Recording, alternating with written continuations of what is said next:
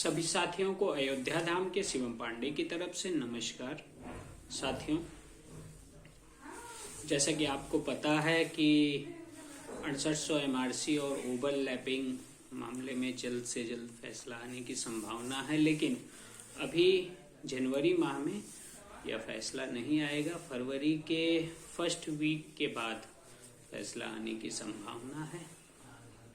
विभिन्न परिस्थितियां उस समय जागृत होंगी और विभिन्न प्रकार के जो उद्वेलन आपके मन में चल रहे हैं वे शांत होंगे, लेकिन साथियों अभी फैसला आने की पूर्ण संभावना नहीं है। फैसला लगभग 15 दिन के बाद ही आएगा, जहां तक मेरे सोर्स और एडवोकेट होने के नाते मैंने जो जानकारी प्राप्त की है उस आधार पे आप लोगों को बता रहा हूँ। साथियों, फैसला क्या आएगा इस विषय में पहले भी चर्चा हो चुकी है, इसलिए उसके विषय में अभी कुछ नहीं कहना है। सिर्फ इंतजार है कि 6800 ओवरलैप और एमआरसी मामले पर फैसला आए। साथियों, आप लोगों को पता है कि 1 नंबर प्राप्त अभ्यर्थियों द्वारा प्रत्यावेदन कर दिया गया है और वह प्रत्यावेदन लगभग 3000 अभ्यर्थी हैं। लगभग 3000 विभाग ने पेपर में दिया है कि लगभग 3000 अभ्यर्थियों ने प्रत्यावेदन दिया है, लेकिन 3000 सभी अभ्यर्थियों ने प्रत्यावेदन दिया है जिनके 1 अंक बढ़ रहे हैं। वे मेरिट में आ रहे हो या ना आ रहे हो, लेकिन प्रत्यावेदन के लिए उन्होंने अप्लाई किया है और विभाग से मांग किया है कि हमारा 1 नंबर बढ़ाया जाए। क्यों? क्योंकि हम माननीय उच्च न्यायालय प्रयागराज डबल बेंच से आदेश प्राप्त करके आए हैं और आप माननीय सर्वोच्च न्यायालय में हार कर आए हैं, इसलिए हम सभी को आप 1 नंबर दीजिए, हम मेरिट में आ रहे हो या ना आ रहे हो। विभाग के लिए चुनौतीपूर्ण है कि वह 1 नंबर वाले अभ्यर्थियों को कैसे सृजित करते हैं। एक तरफ कहते हैं हमारे पास पद नहीं है, हम सब सृजित कर चुके हैं, दूसरी तरफ माननीय उच्च न्यायालय का डंडा चला है। देखते हैं आगे विभाग किस मानसिकता को प्रदर्शित करते हुए हम अभ्यर्थियों हेतु कौन सा निर्णय लेता है। जो भी निर्णय लेगा हम सभी उसके लिए तैयार हैं। यद्यपि विभाग कोई चतुराई करता है तो अभी भी कार्यपालिका के ऊपर न्यायपालिका बैठी हुई है, उस चतुराई का पुरजोर तरीके से उन्हें जवाब दिया जाएगा। साथियों, 1 नंबर के छूटे हुए साथी जो छूट गए थे, जो 25/8 के पहले नहीं गए थे कोर्ट या 25/8 के बाद गए हैं और उनको कोर्ट ने सुना नहीं, माननीय उच्च न्यायालय प्रयागराज बेंच के डबल बेंच का आदेश ही फॉलो कर दिया है, वे सभी एक रिव्यू पिटीशन के माध्यम से माननीय उच्चतम न्यायालय में अपनी बात कह सकते हैं और कह के यह बता सकते हैं कि विभाग के द्वारा की गई गलती का जिम्मेदार अभ्यर्थी नहीं होगा। इसलिए हमें भी कंसीडर किया जाए और हमारे मार्क्स को भी ऑब्टेन्ड किया जाए, बढ़ाया जाए, जिससे हम मेरिट की प्रतिस्पर्धा में आ सकें। साथियों, सर्वोच्च न्यायालय जाना आपका अधिकार ही नहीं, आपका कर्तव्य भी है कि आप अपने लिए कुछ प्रयास करें और प्रयास करके आप उसे अपने हित के लिए, अपने भविष्य के लिए उसे प्राप्त करें, क्योंकि अभी भी 69,000 शिक्षक भर्ती में कुछ भी हो सकता है। अब हम आते हैं साथियों 69,000 शिक्षक भर्ती का सबसे बड़ा मुद्दा ईडब्ल्यूएस। साथियों, जब 12 मई को 1,46,000 कैंडिडेट जब पास हो गए थे, तब मेरे द्वारा अपना चयन सुनिश्चित न पाते हुए मैंने विज्ञापन को खंगालने की कोशिश की और जैसे ही 13 मई 2020 को विज्ञापन आया, मैंने देखा कि ईडब्ल्यूएस अभ्यर्थियों के साथ अन्याय हुआ है, उन्हें न्याय नहीं प्राप्त हुआ है, क्योंकि उनका 6900 पद विज्ञापन से गायब था। इसलिए 13 मई के बाद ही मैंने प्रयास करना प्रारंभ कर दिया। 18 मई 2020 को विज्ञापन आया ही था, अभी आवेदन भी पढ़ना नहीं स्टार्ट हुआ था, मैं कोर्ट जाकर उस पर सुनवाई करवाने की कोशिश की। सुनवाई में स्टे भी मिल जाता साथियों, लेकिन चूंकि वर्चुअल सुनवाई हो रही थी, कोरोना के दौरान सुनवाई हो रही थी, इसलिए कोर्ट स्टे देने से बच गई थी। इस वजह से हमें इतना लंबा झेलना पड़ा। यदि हमें स्थगन का आदेश प्राप्त हो गया होता तो जब तक हमारा निर्णय ना हो जाता सरकार एक भी पद नहीं भर पाती। लेकिन स्थगन ना मिलने का यह मतलब नहीं है कि हम हारे हुए हैं। हमारे केस में काउंटर रिजॉइंडर दोनों हो चुके हैं। सिर्फ अंतिम बहस के लिए डेटें लग रही हैं। लगातार चौथे या 5वें दिन पे डेटें लग रही हैं, जो कि जल्द ही हमारे पक्ष में सुनवाई होने की संभावना भी है। और सरकार के द्वारा दिए गए सभी तथ्यों को हम पहले ही खारिज कर चुके हैं। सरकार के पास कुछ बोलने को नहीं है। सरकार हमारे मुद्दे में बच रही है और हमसे भाग रही है साथियों।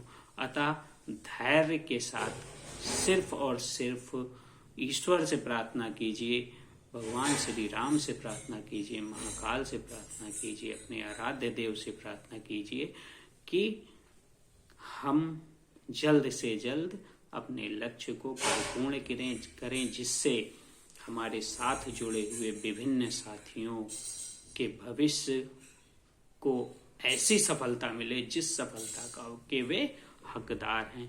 साथियों, निराश मत होइए। EWS केस जल्द ही फाइनल होने वाला है और इस फाइनल होने के बाद हमें जो जीत मिलेगी उसके लिए शायद ही डबल बेंच या सुप्रीम कोर्ट जाना पड़े। डबल बेंच सुप्रीम कोर्ट नहीं जाना पड़ेगा। हो सकता है कि एकल बेंच के फैसले को इतने सुदृढ़ तरीके से वह फैसला आए कि सरकार उसे फॉलो कर दे। इसलिए EWS साथियों, आप लोग धैर्य बना के रखिए। और जिनको यह लगता है कि प्रयास नहीं हो रहा है या वे बहुत अच्छा कर जाएंगे या सिर्फ उन्हें आलोचना करनी आती है, वह एक बात यह समझ लें कि जब तक आप ताना देते रहेंगे तब तक आपकी मनोदशा क्षीण होती रहेगी। आपके उस ताने से मेरे ऊपर कोई प्रभाव नहीं पड़ेगा, क्योंकि मैं अपना कर्म बड़ी ही लगन के साथ कर रहा हूँ। इसलिए आपके द्वारा कही गई कोई भी बात मेरे ऊपर नहीं लगेगी। मैं महात्मा बुद्ध के सिद्धांत पर चलता हूँ। अपना कार्य मनोवेग से ईश्वर को साक्षी मान कर करो। किसी के ताने पर मत आओ, किसी की आलोचना पे मत आओ, क्योंकि आलोचना करने वाले वे वही व्यक्ति हैं जो स्वयं से कोई प्रयास नहीं कर पाते हैं, सिर्फ दूसरों के ऊपर ही आश्रित रहते हैं। इसलिए हम सभी भाई बहन जो भी प्रतियोगी छात्र हैं, जो मेरे सीनियर हैं, मुझसे उम्र में बड़े हैं, जो मेरे जूनियर हैं, उम्र में हमसे छोटे हैं, वे सभी साथी एक विश्वास के साथ जो जुड़े थे, उनके विश्वास पे मैं खरा उतरूंगा और 69,000 शिक्षक भर्ती में अधिकतम साथियों के चयन का सपना जो मैंने 16 मई 2020 को देखा था, वह परिलक्षित होगा। विभिन्न ऐसे साथियों को नौकरी मिलेगी जो छूट गए हैं और जिनको नौकरी की आस अब नहीं रह गई है। उनके लिए भी कार्य अच्छे से किया जा रहा है। सिर्फ और सिर्फ आपको और हमें संयम के साथ रहने की आवश्यकता है और अपने भाग्य को ईश्वर के हाथ में छोड़ देने की जरूरत है। न्याय उचित कार्यवाही में विलंब तो होता है, लेकिन अन्याय नहीं होता है। इसलिए साथियों, धैर्य के साथ आप अपने समय को काटिए, क्योंकि समय जो होता है उसकी रफ्तार को कोई नहीं पकड़ पाता है, लेकिन जब आपका हमारा समय आएगा तो हमारी भी रफ्तार को कोई पकड़ नहीं पाएगा। आप धैर्य बनाए रखिए। थोड़ा सा विलंब जरूर होगा, लेकिन अंततः जीत हमारी ही होगी। माननीय न्यायपालिका पे मुझे पूर्ण विश्वास है। इसलिए धैर्य के साथ सिर्फ और सिर्फ अपने इष्ट देव का सहारा लीजिए। साथियों, मेरे हर एक वीडियो में मैं लास्ट में जय श्री राम, जय हनुमान, जय महाकाल कहता हूँ। अर्थात मैं अपने इष्ट देव पर पूर्ण विश्वास रखता हूँ कि मेरे कर्म के अनुसार मुझे फल देर से ही मिलेगा, लेकिन जरूर मिलेगा, देंगे। इसका अर्थ यह नहीं है कि मैं किसी भी धर्म का अपमान करता हूँ। मेरे साथ EWS में हमारे मुस्लिम भाई भी जुड़े हुए हैं, हिंदू भाई भी जुड़े हुए हैं, सिख भी जुड़े हुए हैं। तो वे सभी यह समझ लें कि मैं अपने धर्म का सम्मान करता हूँ। आपसे भी अपेक्षा करता हूँ अपने धर्म का सम्मान करें और उनसे प्रार्थना करें कि मेरे द्वारा किए गए इस कर्म को जल्द से जल्द परिलक्षित करने, क्योंकि युवाओं में बहुत असर होता है। जो कार्य देर से होने वाला होता है वह जल्दी ही हो जाता है। इसलिए आप सभी साथी एक सुर में ईश्वर से प्रार्थना कीजिए कि जल्द से जल्द हमारे मैटर पे सुनवाई हो जाए। माननीय उच्च न्यायालय प्रयागराज बेंच में हर 4 से 5 दिन पर डेट लग रही है। माननीय उच्च न्यायालय लखनऊ बेंच में लिस्टिंग डाल दी गई है, जिस पे जल्दी ही सुनवाई होगी और एक डेट प्राप्त होगी। EWS साथियों, थोड़ा सा धैर्य बनाए रखिए, अधिकतम लाभ होने की संभावना है। 1 नंबर वाले साथियों, आपके लिए बस इतना कहना है कि सरकार यदि विलंब करती है तो इसका मतलब यह मत समझिएगा कि अब सरकार जो है कुछ भी नहीं देगी, क्योंकि सरकार को न्यायपालिका का डंडा पड़ा है, इसलिए सरकार अवश्य देगी। विलंब होगा लेकिन अंधेर नहीं होगा।